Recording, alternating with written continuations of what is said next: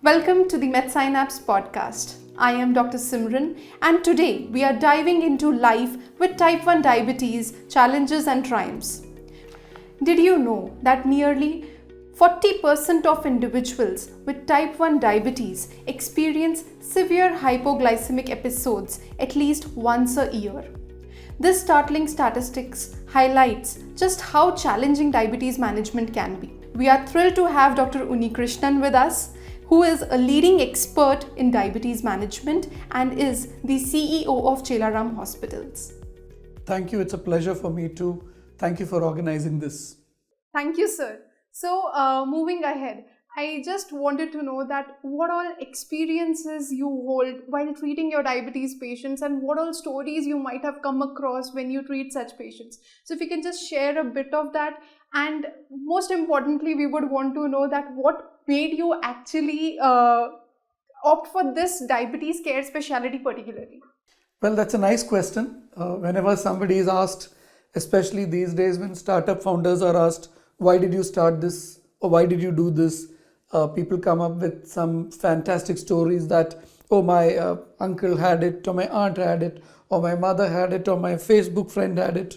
Well, I don't have any story like that. I got into type 1 diabetes care quite by accident. I was doing my MD in the Christian Medical College, Vellore, and my thesis was about diabetes, and that was the beginning. And more than that, I felt genuinely passionate without having a personal story about it. I felt a genuine passion to know that a simple chemical like glucose, which is a source of so much energy, itself, when it is elevated in the blood, becomes a reason for a lack of energy. So that sort of got me more interested, and well, things took their own turn. I went on to finish my MD, do my DM in endocrine. After my endocrinology, I worked as a faculty, became a professor. Then I moved to the Chelaram Diabetes Institute, where I mostly focused on diabetes care, and that helped me specialize and see in type 1 diabetes and type 2 diabetes in much greater depth and detail, as well as other types of diabetes. Wow, that's really insightful, and actually it gives a lot of inference that where it started and now where it is. So moving ahead with this, doctor, I would want to know that what all challenges do you face in day-to-day life when you are treating such diabetes patients, and what is the most highlighted challenge that every day it is coming across in your OPD? So whenever we see a child or an adolescent with type 1 diabetes, or even a young adult, it's not just about glucose and insulin. It's about how their parents react to it, about the school atmosphere, about his or her friends, about disclosing the identity, about future marriage, about work, about how hypoglycemia interferes, and so on and so forth. So there are a lot of things that come in. Of course, we know that at the heart of all this, type 1 diabetes is an absence of insulin that leads to hyperglycemia, increasing the risk of complications, and which can be autoimmune or not non-autoimmune. But just giving insulin is not the story. There's a story to be told in the people who visit and the lives of people with type 1 diabetes. And that story you come to see in your practice day in and day out when patients sit in front of you. So moving ahead with this, as you mentioned stories, so any such story that is coming to your mind regarding type 1 diabetes, as you mentioned that patients have multiple issues that they might come across when they come to know about this diagnosis of type 1 diabetes. So what do you actually recollect, like any of this one story we can have? Yes, of course. If you look at a very simple issue, like recently we had the 10th standard exams and the 12th standard exams. And remember, a child with type 1 diabetes is going for the exam and has to sit through 3 or 4 hours of the exam. And before that has to prepare and come. During the exam, the child has to carry food with them, but sometimes the food, the teachers may or may not be aware about that. And this is not just about 10th and 12th exam, it's about 8th, 9th, 10th, 11th, 12th exam. So food may need to be carried insulin may need to be carried, devices may need to be carried, and now a lot of devices are not allowed in exam halls. And fortunately, the government of India has released a circular that insulin pens, pumps, glucometers, food, everything can be allowed. Yet, at the ground level, when you look at not just 10th and 12th, but routine exams happening in different schools, whenever they see a gadget, teachers are worried, what is this gadget being used for? And to add to that, the stress of the exam will cause hyperglycemia, and during the exam, the child can get hypoglycemia. So, just before the exam, there were several parents who came to us with their children asking for specific guidance as to how to manage type 1 diabetes during examination and what are the stresses. And then I realized that that's a whole new topic altogether. So I've written an article on it, and that's going to be published very soon about type 1 diabetes children appearing for examinations in India. And I think that is just one of the many things that happen in patients' lives, and we as doctors are expected to solve, and we will solve. And I think more or less it's all about personalizing and individualizing the therapy. Definitely. So that is actually a new thing that even we have come across, and the audiences will ponder upon it, because it's a very new aspect. When you see a child with type 1 diabetes going to a school or a college where he is supposed to not actually have those medical devices with them which can help them whenever they are in such episodes. But that is again where your experience counts, and you have actually handled it well. So moving ahead with this, how do you enhance patients' adherence to insulin therapy and lifestyle modifications? Look, it's important to know why people stop insulin. I think people stop insulin because in type 1 diabetes, because they somehow feel that they don't need it. So I think if you look at that as a simple starting point, we as doctors, we must begin by asking one specific question to both patients with type 1 diabetes, if they're adults, and parents of children or adolescents with type 1 diabetes. And that question is, why are we treating diabetes? So then the parents will say, sir, to keep the blood glucose levels normal. So I ask them, so if blood glucose levels are high, what can happen? Then they'll say, okay, if blood glucose levels are high, then I will become sick. I said, how will you become sick? What's going to happen? That's when you realize that many patients with type 1 diabetes, they don't know what will happen if their blood glucose level is high. They may or may not be aware of ketoacidosis. If they've had ketoacidosis, they'll be aware. They're not aware of neuropathy, they're not aware of retinopathy, they're not aware of kidney disease. And once you put it into perspective that we are not here to just control the blood glucose levels, that is how diabetes should be managed. But that is not why diabetes should be managed. Type 1 diabetes should be managed purely with the goal of preventing kidney disease, foot disease, eye disease, improving quality of life, preventing ketoacidosis, preventing hypoglycemia. So once the goal is there in the patient's mind and the doctor and the patient are on the same page, it's very unlikely that they will not be adherent to the medicines. But exceptions do happen. But I think that the reason for treating has to be very firmly entrenched in the mind of the patient and the parents of the patient, and that will really help treat type 1 diabetes. Definitely. These are true insights that you have incurred, and now our audiences will also get help, because whenever somebody starts with their career and when they have such inferences, absolutely, it is of great help to the doctors, and they can incorporate this in their practices as well. So moving ahead with this, in what ways have continuous glucose monitors and insulin pumps revolutionized your approach to managing type 1 diabetes? Continuous glucose monitors, I sort of compare them to moving selfies of blood glucose levels. Now, you're seeing me smiling right now, but I may not be smiling an hour from now. I may be angry, I may be amazed, I may be having a quizzical look on my face or whatever. Similarly, a blood glucose level taken once or twice or thrice gives you only the glucose levels at a snapshot in time. And we know that especially children with type 1 diabetes, their blood glucose levels vary. So what you require is not a selfie, you require a moving selfie of the blood glucose levels. And that is very, very instructive and educative to the patient. Now the patient knows, if I eat ice cream, what's going to happen? If I eat jalebi, what's going to happen? If I eat, say, a bhakri or bread, what's going to happen?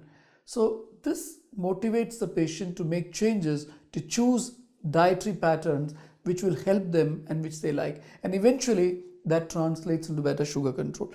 That is from the patient's viewpoint. From the doctor's viewpoint, it's helped us to make sure that the glycemic spikes are minimized, that hypoglycemia is prevented.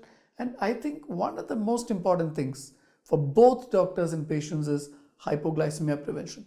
That's where CGMs have helped. Well, insulin pumps, of course, being a tertiary diabetes center, we have many patients on insulin pumps. Indeed, we have many patients on the new generation sort of artificial pancreas systems as well. But when you look at India as a country, insulin pumps are still out of the reach of many. And I think we as doctors should try to find out ways and means of reaching out to regulators and to public health specialists or people making policy that India needs an insulin pump for the children who suffer with type 1 diabetes. Maybe not the most expensive and high-end pump, but at least a no-frills pump at a lower cost, which gives about 80-90% of the job, because that's a huge thing for people with type 1 diabetes. They can get up late in the morning, they can set their basal accordingly. They want to eat an occasional ice cream, they can eat and bolus an insulin. And if you look at the new generation pumps, they also have what is called missed bolus forgiveness. That means if you're going to eat a meal and if you forget to bolus your insulin, maybe the sugar would have risen to 300 or 400. But with the latest generation pumps, with the what is called the advanced hybrid closed loop systems, what will happen is that yes, the blood glucose levels will rise, but it would not rise to the extent that it would have risen otherwise. It will keep on giving a basal, and once the maximum basal is reached, it will give a correction bolus and try to bring the blood glucose levels down. So there is, to some extent, even if the patient misses a bolus, some forgiveness given by the pump out there, and that can be very empowering and reassuring to patients. So yes, it's helped manage type 1 diabetes tremendously in India, but as a doctor, when I see patients, I do really wish these are affordable and available to everybody with type 1 diabetes in our country. Wow, that's indeed like from the experience that you have taken over the years, now you are into revolutionizing it. So basically, you are thinking for the people who are underprivileged, who are unable to access such medical devices, Absolutely. or they are not able to actually get through this treatment and they are still suffering because of this. Yes. Even glucometer testing, monitoring with a glucometer is out of reach for many people in India. So I think right from glucometer to CGM to insulin devices to pumps, I think as India becomes more economically independent and stronger, I think we will see these treatments reaching out to more and more people with type 1 diabetes, making them better. Definitely. So moving ahead with this, which long-term complications should clinicians be particularly vigilant about? And what preventive measures can be implemented? Well, in type 1 diabetes, the complications start once the child reaches puberty or after 5 years of type 1 diabetes. So if the child or adolescent or adult is beyond 5 years of type 1 diabetes or is past puberty, then annually they would need a testing or at least examination to rule out diabetes related microvascular complications. The microvascular complications of diabetes include neuropathy, nephropathy, which is kidney disease of course, and retinopathy. So once you establish that yes, they are at risk of these complications in the 5 years of type 1 diabetes or post puberty, you would need to do an annual retinal fundus examination. You would need to do kidney function, including a urine albumin creatinine ratio or microalbuminuria, and at least a thorough foot examination to check the blood supply and to check the loss of or the presence of protective sensation, which will predict a diabetic foot ulceration. So these three things should be done for every type 1 diabetes maybe 5 years after onset or after puberty or in adults on an annual basis, and that will prevent the complications of diabetes. Well, type 1 diabetes is closely associated with neuropathy, nephropathy, retinopathy, which are so-called the microvascular complications. But this doesn't mean that they're not at risk for macrovascular complications. Indeed, studies are showing that as they're living longer, they may put on weight and they may be at risk of macrovascular complications as well. And the distinction between microvascular and macrovascular, which is a small vessel, which is a large vessel disease, there's no single cutoff point for that. So it's a continuum. So we must remember that as people with type 1 diabetes become adults and grow older, they are also at risk for macrovascular complications such as coronary artery disease, peripheral vascular disease, hypertension. So I think that should come in later. Again, I should say this, that it is all a tailored approach that you are being following all of these years. And again, as the time is advancing, every day we see new changes coming up, whether it's in the field of medicine or any other field. So more of the doctors are moving towards an holistic approach. And this is where diabetes, I guess, is again fighting back, specifically type 1 diabetes. Doctors are fighting back type 1 diabetes with the help of this. So moving ahead, how do you tailor treatment plans to accommodate the individual's needs of type 1 diabetes patients? The first thing to remember is that there are no, other than controlling the blood glucose levels and normalizing the A1C, there may not be very hard and fast rules about how to go about, and you might need to individualize things to a great extent. For example, let me give you a case, a patient whom I saw. Now the child used to go to school and used to take 3 injections of rapid acting insulin and 1 long acting insulin. Now remember, the ultra rapid insulins last for only about 2 to 3 hours. So that means the child eats breakfast at 8 o'clock. And at school there's a snack at 11 o'clock. But after the snack, the blood glucose level is going to rise, and the child is not going to sit in front of his friends and take an injection insulin, nor is the mother going to come to school to give that insulin injection. And the child goes home by 1 o'clock and is ready to eat lunch. But what happens to that snack at 1 o'clock, at 11 o'clock? So in that case, the rapid acting insulin injected at 8 o'clock is going to last only till 11 o'clock and will not cover the 11 o'clock snack. So in such patients, in that patient particularly, what I suggested is, yes, you go ahead and take the rapid acting insulin with lunch and dinner, but for breakfast, shift to a regular insulin, which will last for 6 to 8 hours. So that regular insulin duration is going to cover not just the breakfast, but also the snack. And because there is a snack in between, there is no hypoglycemia.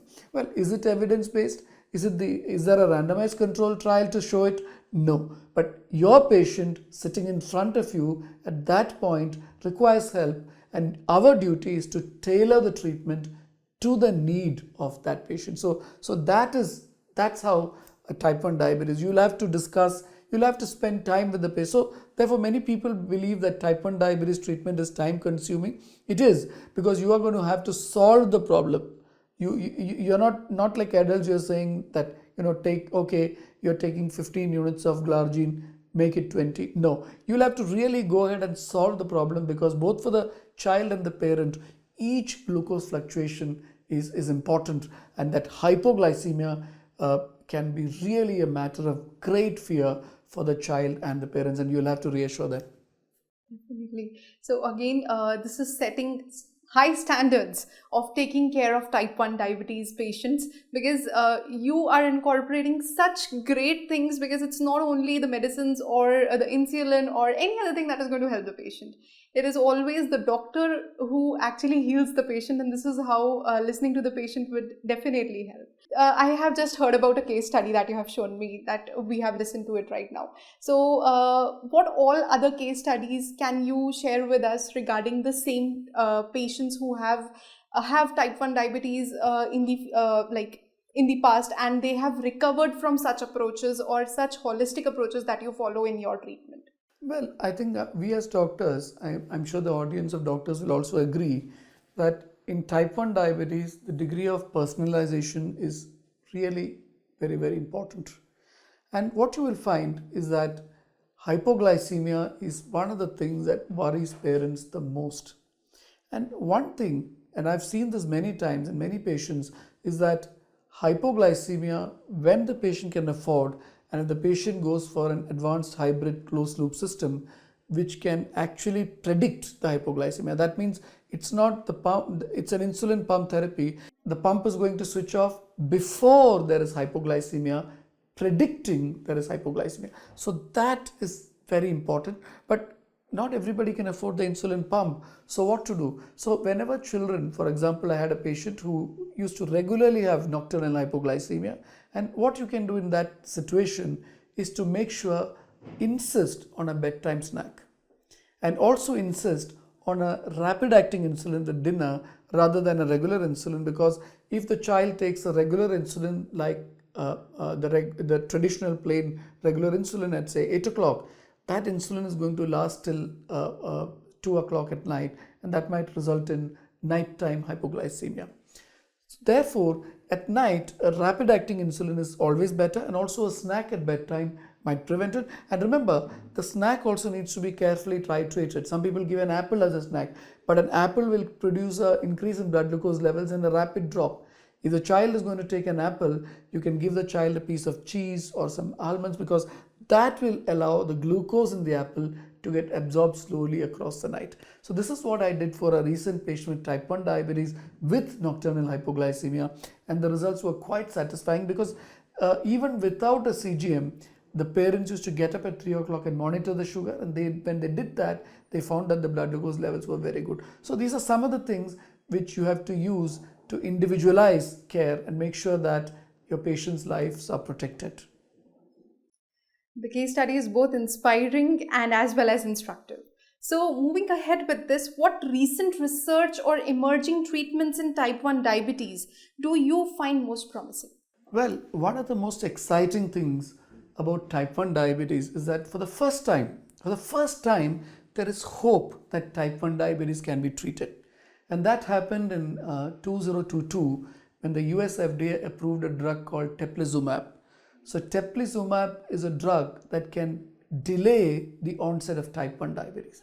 Now, people who read medicine in early days, there used to be many stages of type 1 diabetes, insulitis, declining beta cells, so on and so forth. But if you see the latest classification of type 1, staging of type 1 diabetes, it's very simple. There are only 3 stages: autoimmunity, but normal glucose; autoimmunity, but borderline glucose or dysglycemia; autoimmunity, and proper diabetes or hyperglycemia. So what happened is that from stage 2 to stage 3, that is from autoimmunity with borderline blood glucose levels to autoimmunity with proper diabetes, that stage teplizumab could delay by about 25 months. And that's for the first time this treatment was approved by the US FDA. Now, teplizumab is an anti-CD3 monoclonal antibody, and by acting on the CD3, it is supposed to tone down the autoreactivity of the immune system, particularly the T cells and the autoreactive other lymphocytes within the beta cell, and therefore tone down or modulate the immunity. So that's one of the most exciting events. Of course, we don't have teplizumab in India, but countries abroad have now approvals for it, and people are taking benefit. Of course, 25 months is nothing very great, one would say, because you're only delaying diabetes, you are not preventing it. But the very fact that we are in a situation that we've been able to delay it, when I say we, I mean the scientists of the world have been able to delay it, that gives us hope that this science can be tweaked further to maybe one day prevent or even treat type 1 diabetes. So, moving ahead with this, we have come across type 1.5 diabetes. So, what all it is about, and why do you think that it is coming up in the coming scenarios, like most of the patients you might have incurred with such kind of conditions? So, why do you think it is happening? Well, we know that type 2 diabetes has got beta cell dysfunction and insulin resistance. It occurs in adults. It is associated with obesity, hypertension, and dyslipidemia. We also know that type 1 diabetes is seen in young people and has an acute onset. But what if people present with type 2 diabetes They may not be obese, but they may be lean, or maybe they have abdominal obesity, but quickly they suddenly seem to require insulin. So that form of diabetes where patients apparently look like leaner types of type 2 diabetes and then within a few years quickly go on to need insulin has been called type 1.5 diabetes, or LADA, latent autoimmune diabetes of adult, and this is marked by a low C-peptide and the presence of anti-pancreatic GAD antibodies. Well, in 2004, I think I published the first series of GAD antibody positivity subjects with lean type 2 diabetes from India. It was already there in many studies abroad. I think this is a unique form of diabetes for two reasons. One is that it's important to recognize so that you don't keep on giving these patients oral drugs and you quickly give them insulin. The second thing is that because of the long duration of beta cell failure, it's a very slowly progressive form of type 1 diabetes, and that duration will give researchers an opportunity to test novel treatments for type 1 diabetes, because the disease is not sudden like classic type 1 diabetes. Because of the slow on progression of the disease, newer treatments might be applicable to these patients, and that science can translate into better life for type 1 diabetes as well, classic type 1 diabetes as well. Wow. So, moving ahead with this, what about vaccines? Do you think that vaccines can actually be preventing all of these diabetes, like type 1 diabetes, type 1.5 diabetes, or maybe type 2 as well? So, do you think that vaccines are playing a major role, or they are even going to be implemented in the coming future? Well, I don't think so, but there is some interesting story behind vaccines here. We are all aware of the BCG vaccine, which for TB, which people take. Now, Professor Dennis Faustman, whose lab is in the Mass General Hospital in the US, she did some research and she found that type 1 diabetes patients who took BCG vaccines had lower blood glucose levels. That's very fascinating research. In fact, she also found that they are at lower risk of other infections if they have taken BCG.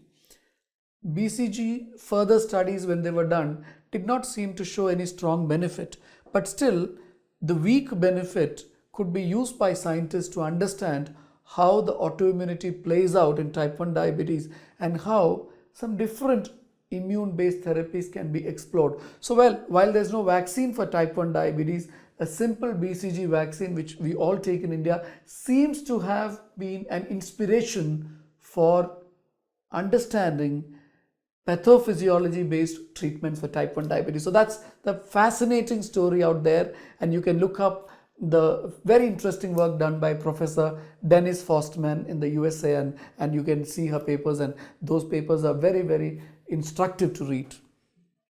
Wow. So again, talking to you, it's like it's full of experiences, full of insights, and I feel like there is more to know about each and everything. Thank you. So this is just a question out of curiosity, doctor, that whenever a patient comes to you, or any such particular thing that you would want to advise to the doctors out there globally, that whenever the patient is entering, so he is already into a dilemma that whether I'm going to have type 1 diabetes or not, I'm not going to have it, or what all diagnosis I might expect from the doctor. So what all things do you actually think, and what all things do you want to convey to the patient?